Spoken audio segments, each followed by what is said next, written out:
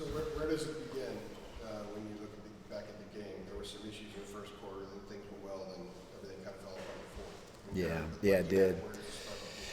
Well, as you go back and look at it, earlier in the game, we gave up a couple of explosive plays, right? One pass, 41-yard pass, and then we gave up a long touchdown run. Then I think we kind of settled in and started to play better probably midway through the second quarter, all the way through the third quarter. And we settled down. We kind of had an idea of what they were doing. I thought we fit the run well. We weren't giving up any explosive plays. We were getting off the field. And then the fourth quarter, at that point, I think we had given up 21 points. And then the fourth quarter was an implosion, and it was a lot of things. And it was not on a single individual. It wasn't on a single group of players, D-line, linebackers, secondary. It was everybody.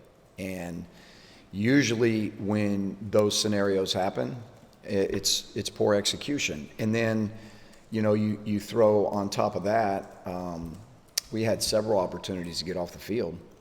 And then we had penalties. And,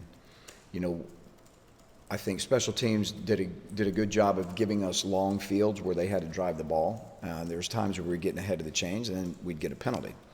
So the fourth quarter was a mixture of a lot of things. Some of it was great execution by them. Some of the throws they made in the fourth quarter were, right where the ball had to be. But we have to be better in the coverage element. And when we have opportunities to get off the field, we got to be able to get off the field. And those penalties, they aided 3 or 4 different drives that ended up turning into points. So there's a lot of good that can come from this. Obviously, it was a performance that we wish in the fourth quarter hadn't happened. But there's a lot of learning. There's a lot of teaching. We have to tackle better on top of that as well. I feel like we missed a lot of tackles we shouldn't have. I think that was evident pretty much through most of the game. But I think we can get better at that. And, overall, just the penalties, the tackling, the misexecution of some coverage elements. All of those things, it was a perfect storm, and it'll be a learning experience for our whole defense. Gene, there's a lot of times when you start a season, you have an idea of what you're working with, but until they actually play games, you're not entirely sure. Has that been a surprise in terms of what you thought you were working with versus how they're responding on the field? Has there been a huge gap with that part of this? Well, let me say this. Through times of chaos, which we've obviously had that, we certainly had it Saturday, the players have responded amazing with just kind of their demeanor on the field, not really panicking when things weren't going well. So in that regard, that's been good. But, everything is a feel thing. Everything, the first couple of games with any new staff, there's a feel thing on, how we're going to call the game. We're learning about our players as we go. Sure, there's always that learning curve, right? So we always want to, we're looking at different people. We're trying to play more people. We feel like that's imperative, that we can play more people. But it's a process where we're learning each other. So there's no question about that. Coach, 2 questions. First, have you ever given up 40 points in a single quarter in your coaching career? Never. The second question, from the point of 10 points being scored in the fourth quarter to 20, then to 30, did the message change at all from what you were telling your guys in huddles before play started to try and motivate them differently, to try and get them to do something differently? In those scenarios, you're trying to stay calm and you're trying to, obviously you're always motivating your guys, right? Those conversations in those scenarios happen on the sideline between series, obviously. And that was kind of back to my other point of that when we have those conversations with those guys, and we've always talked about being able to weather the storm and the chaos, that's when those conversations take place, right? So when they come off the field, it's more of what are they doing? What do we need to do to correct it? What do we need to do to change it? And then also being able to, make sure that their mindset is right. And it was. And again, we have to do a better job coaching. So this is all of us, starting with me, doing a better job coaching. And We know there's issues that we got to fix. That's obvious. But there's definitely a fine line between knowing what you got to fix and panicking. And I'll never be a panicker. There's certainly urgency, and our players know that. We talked about it yesterday. You know, we went through the film together, pointed out all the things that were wrong, and they've been awesome. So they just have to keep working. We have to keep working as coaches to put our guys in a better chance to succeed. But the message is great. And to be honest with you, with the game on the line, when things weren't going well, you know, Noah and Kamen Rucker made a great play at the end to win the game. So they're amongst all of the negatives that were out there, which there were plenty. We also have to pull the positives from several different parts of the game where they played well. And I think the message is inconsistency. Like, do you want to be the defense that played, midway through the second quarter and all of the third, or do we want to be the other? And if we don't want to be the other, why were we the other? And that was the message yesterday, but it was well received. And again, I expect us to be better this week. So then do you think that this game, when you go back and look at it and the week before, you think it was more so a lack of preparation or lack of execution in the game that you can attribute the problems of the defense? Yeah, again, I think anytime you're not playing well, it's always a matter of execution, right? But that kind of goes back to my original statement. We have to do a better job of preparing our guys. We have to do a better job with putting them in the right positions. And we all have to get better together. It's that simple. How do you defend the zone blocking scheme at App State? How do you look at that tape, the stretch zone blocking scheme? Yeah, it's tough. Yeah, it's tough. The tough part about it is they'll cut down your backside of your defense. So obviously it's about staying alive and people, 11 guys staying alive. And then you're going to get some scenarios where they're going to get you in open space, whether it's a safety, whether it's a corner. But the second and third levels of your defense, when the ball gets to that point, we have to tackle better. But the genesis, the beginning of that, is making sure that it doesn't get to the second and third levels, to the third levels, as much as it did Saturday. And so we have to do a better job in the front seven of controlling that. But it's a tough play to defend. They ran it well, and at times we stopped it really well, and at times we didn't. So, again, I think that kind of goes back to the message of the inconsistencies of our defense that showed up. So the secondary, in the secondary, is it the corners not playing the ball? Is it not jamming? What's the issue in the secondary where they're not open? I guess back-to-back games now. Yeah, I think we can get better. We talked about it yesterday. I think our technique can get better in the secondary. That's for everybody, not just the corners, but the safeties as well. There were some balls thrown Saturday that we could have defended better, for sure.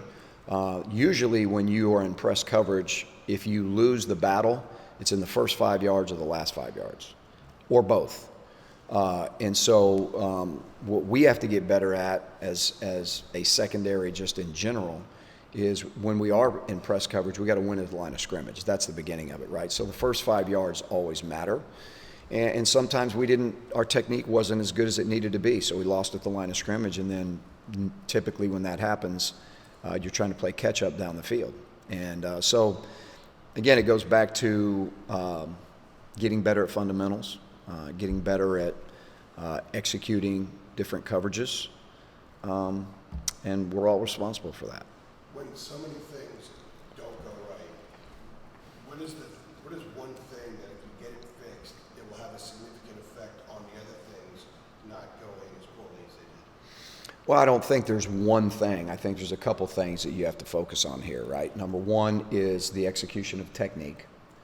And that's at every position, right? So we talk about the run game. Sometimes the defensive line gets cut down, or sometimes the linebacker misfits. The ball's running on the secondary. If you're talking about the pass game, sometimes it's lack of pass rush. Sometimes it's a DB losing at the line of scrimmage. And then, so you have to look at missed tackles.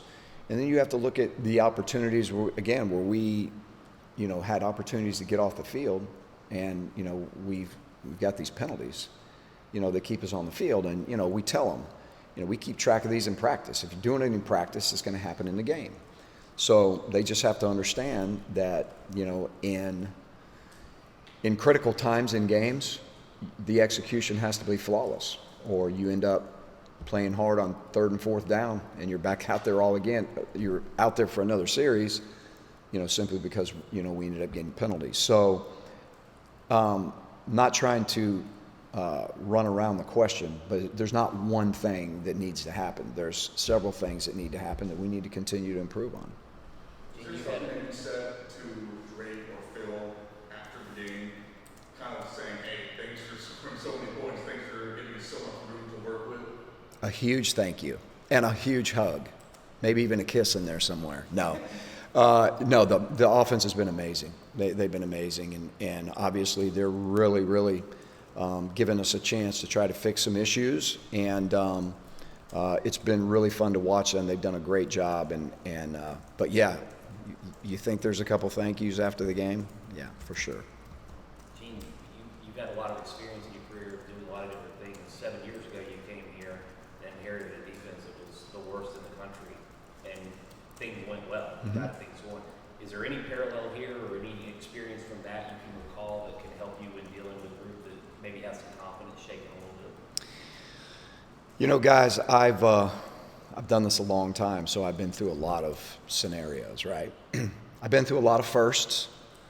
Saturday was probably another first in my career, just kind of the way the fourth quarter went. And, as long as I'm leading this defense, we're going to do it one way. Every day is going to be about consistency. The message is going to be about consistency. The urgency obviously is always ramping up, right? Especially when you're not playing well. But one thing that I won't do is I won't come in after a great win and be one way, and then come in after a disappointing day and be another way. I've been doing it too long. So I know what goes with this. I know what issues are out there. I know what we have to fix. I have a lot of confidence in our guys still being all in without question. I don't think there's any question right now. And particularly when you have, scenarios like this where you can literally show them together as a group, this is what happens, and this is always a game of inches, right? So, if a safety's off just a yard or two, or a linebacker's, over in a gap, a foot and a half away, those things matter. And so we'll continue to give them a consistent message. We as coaches, me and everybody on defense, we have to up our game. We know after 2 games, we know our guys, we're learning our guys, we're learning what they can do, what they can adjust to, and that is an adjustment period. But, for me, I've just been through too much, and I hope there's not another first, but if there is, we'll deal with that too. So, but our kids have been phenomenal, and I will say this. When you look at all of this and, you break it down, you always say, okay, how are they going to respond? Yesterday's practice was awesome. The meetings were awesome. We just got to get it fixed. So we're not going to panic, but there is a huge sense of urgency. When you look at practice this week and trying to fix some issues or fix bad habits from players, work on tackling, Yes. or get up blocks, what's the process to do that in season to fix some of the little things that can obviously make a big difference on plays and stuff? Yeah. Number one, it's the standard of how you practice. And that's one of the things that I think that we've really tried to do. I feel like our practices have gone well. And I think that trying to fix issues in practice, you got to give them as much game speed scenarios as you can. We do a lot of in-season, against the offense. And the means behind the madness for that is that we get good on, the best on the best of blocking, of tackling, things of that nature. And we need to do that. So within that structure, within the structure of our individual time and how we're individually coaching our guys and working on the skill sets that we need to develop, we need to do a better job of that. So in season, yeah, it's you got to work on the opponent. Georgia State does a lot of things. They run the ball really, really well. And so we got our hands full there. but in the same sense, we have to get better at the little issues that popped up Saturday. Gene, are you guys still doing any live tackling since the regular season started, or is it all the thud? Yeah, it's all the thud. It's hard to do that during the season. So really that comes down to, working tackling, tackling circuits, tackling, particularly in open space. But, again, then it's also about in practice constricting spaces too, right? So that, there are several times Saturday that, people would look at a missed tackle and say, wow, that guy missed that tackle. But that wasn't the beginning of the problem. The beginning of the problem is you got guys that are running up the field and making these lanes to run in, much greater than they need to be. So it's not always just the product of a guy missing a tackle. A lot of times it's a product of the front making it more difficult to make those tackles because we're not doing some things right. So, but to your point, it's hard to tackle during the season. I'm not sure anybody does that. And what do you need to see from the defensive line to kind of that maybe they lost track of during Saturday?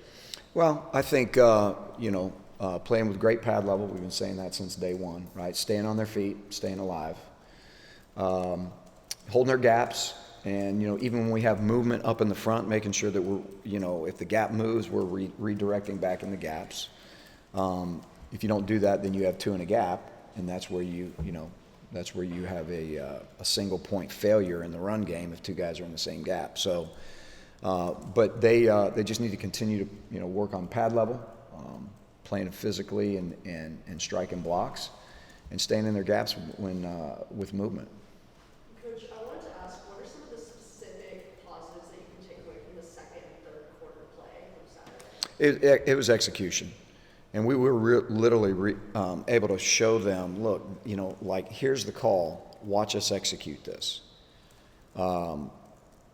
Whether it was pass coverage, whether it was pass rush, whether it was the run game, and as you go back and look, which I didn't say, there's many times right now when we got some explosive plays hit on us, and 10 guys are playing it perfect, and one guy's out of position, whether he lost that battle, somewhere in the play, but one guy's out of position.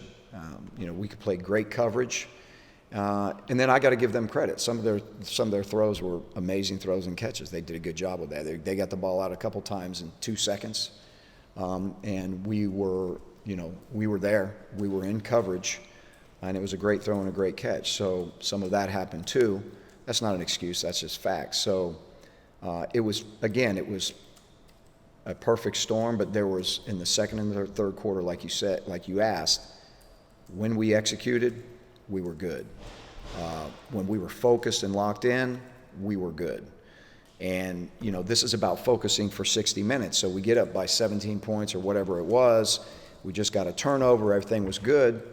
And I think we lost focus. I think that, at that point it was, human nature is to say, okay, we got this. And we didn't have it.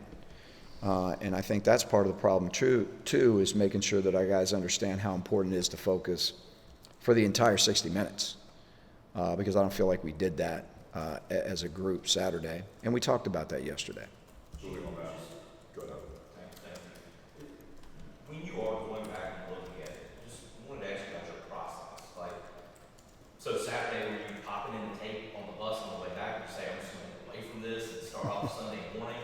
By doing that, I wanted to get away from it, but I can't. I'm on the bus. What's the approach you take with it? Are you taking notes and stuff? Are you just watching it and taking mental notes? Yeah. How do you go through sorting out all that? So we had a bus ride home. So we always typically watch the game right afterwards. So we watched it. I watched it on the bus. All the assistant coaches watch it on the bus. You take all your notes. You look at it. So I actually watched it 2 times that night before I went to bed. Got up the next morning, watched it again, had all of our notes. We met together as a group and looked at all of the things that when it didn't go right, why, obviously, and really dove into those, and then took that and then had a team meeting with our players and basically talked through all of that. And that's the process.